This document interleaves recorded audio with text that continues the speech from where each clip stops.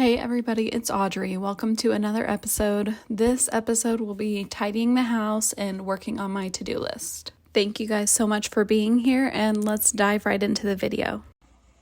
Okay, here is my to-do list. I need to do the weekly 10, need to make some content, and cook and freeze meals. It seems like a short to-do list, but each item has like 10 sub-items, so this will actually take most of my day, and I'm getting a late start. It's already 9:05, so let's see what we can get done, and I have absolutely no motivation, so here we go. The most important steps to getting anything done. One of my favorite TV shows.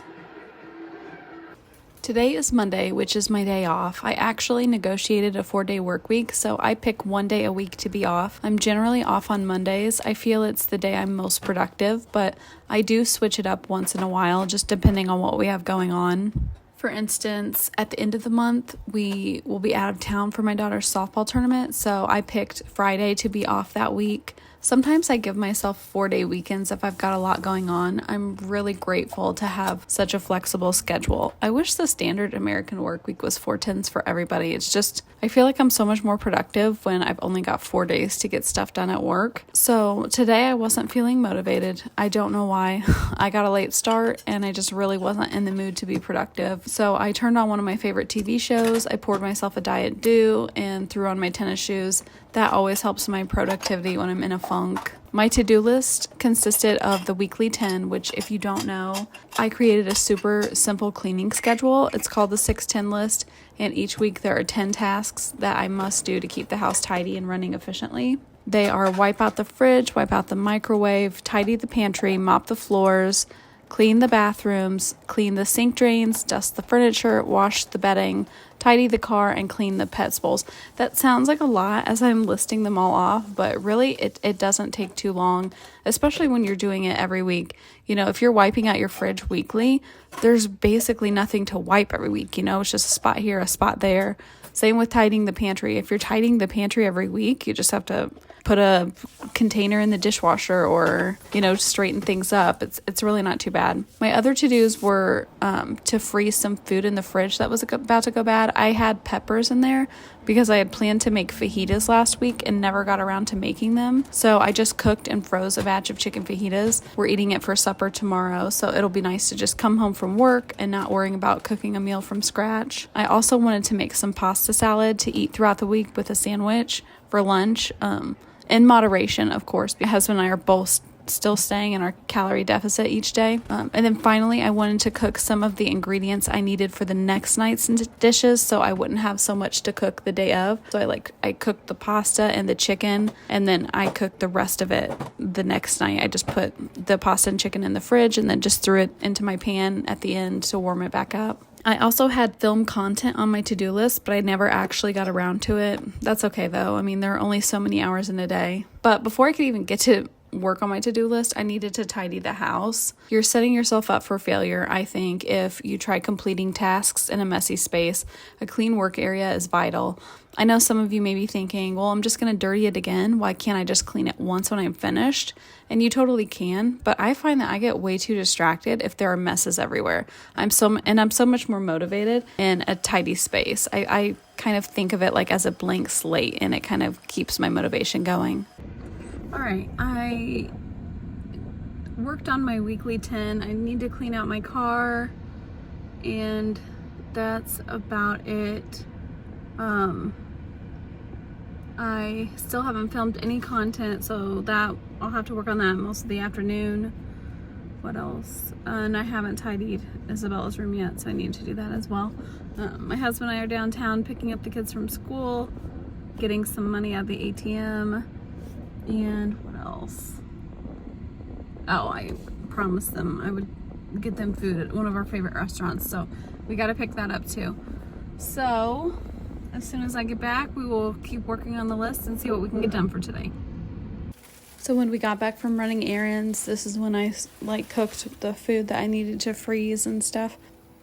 And while you're watching me work, I'll just take this time to answer some questions I had.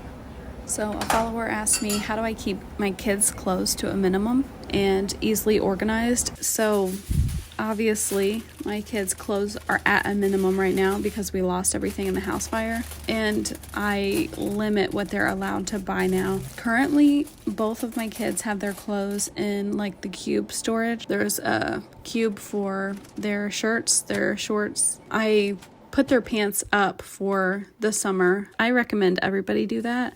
Just go put them in a tote and stick them, up on a closet shelf, or if you have a storage room, go put it in your storage room. I think I did this in the last video, but I go through the clothes often. Like once a week, I will dump out their bin, refold everything, and while I'm doing that, I'm like making a mental note of, they don't wear this shirt very often. I need to see if they like it or move it to the top so they're wearing it more. This shirt's too small. I can get rid of it. It's just like I was talking about with your fridge and pantry. You need to be going through those things often. I know it's hard to find the time, but if you're doing your laundry every day and putting it away every day, that kind of frees up a little bit more time for these other tasks, I think. But that's how I keep it minimal. They just have a cube and they can't have more than what fits in the cube, and I'm going through it weekly. I hope that helps answer that question. Okay, I had another question, and it was about my vac mop. It is kind of pricey. I like to tell people though, think about buying a Dyson or a Shark vacuum. You're still buying a vacuum, so it's going to have a price tag to it. But not only does it vacuum, it mops. So there's, a lot of internal mechanisms that they need. And, people are like, let me know when it reaches $100 or something. And I'm like, it just never will, because they would never make money on it. Like, it needs to be a good quality vacuum, and it needs to, be able to do all these different things. So I think it's 100% worth the money. I haven't had any followers buy it and say that it wasn't. I've had only good responses from it. I've converted like everyone I know to this vacuum, but it's the Tenco Vac Mop. I'll link it in the description box. I recommend you wait though until I have a discount code. They give me them often. I have a good relationship with Tenco. Okay, I have about run out of time, so let me just fly through the rest of these questions really quickly. I had a question about cleaning the vac mop. It does not take very long. It only takes me like 3 minutes. I did post a video on my Facebook page and my Instagram, I believe, about how I clean it. Super simple. Dump the water out, rinse the dirty water tank, take your brush roller, rinse it with like your hose on your sink, wring it out with your hands, wring it out with a towel, and then let it air dry. If you don't wring it out with a towel after you wring it out with your hands, it will smell because it won't have time to dry all the way. It's pretty thick nap. How many utensils is too many? I have a video that I posted on my Facebook where I went through all of my mom's utensils in her kitchen. That was really recent, so you should be able to find it pretty easily. There is a such thing as too many utensils. What I do is I take them all out, lay them all out, sort them by what they are.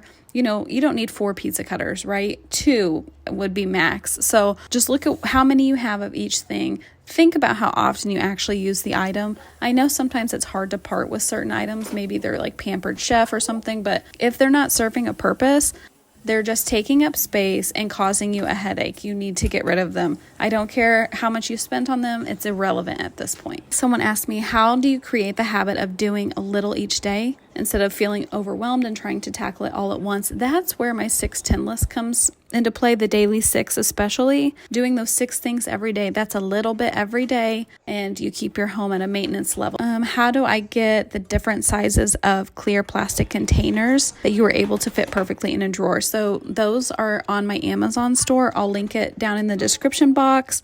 Where do you get your monthly calendars? If you go to organizedchaos4.com, you can grab them there under PDFs. All right, I think that is all that I can fit in today's video. Thank you guys so much for watching. Next week's video, one about our health journey, just to kind of update people on how my husband and I are doing. He's so far lost like 40 pounds. Last time I weighed myself, which was several days ago, I was down 12 pounds. So we'll update you and kind of let you know what we're doing to lose weight and stuff like that in our next episode. So if you're curious about that, the health journey, definitely check that one out. If you like this video, please like and subscribe. I'm trying so hard to get to 5,000 subscribers. I would love to be there before my birthday next Tuesday. So please, please, please share this with your friends. Get everybody you know to subscribe to my channel, and I'll see you in the next video.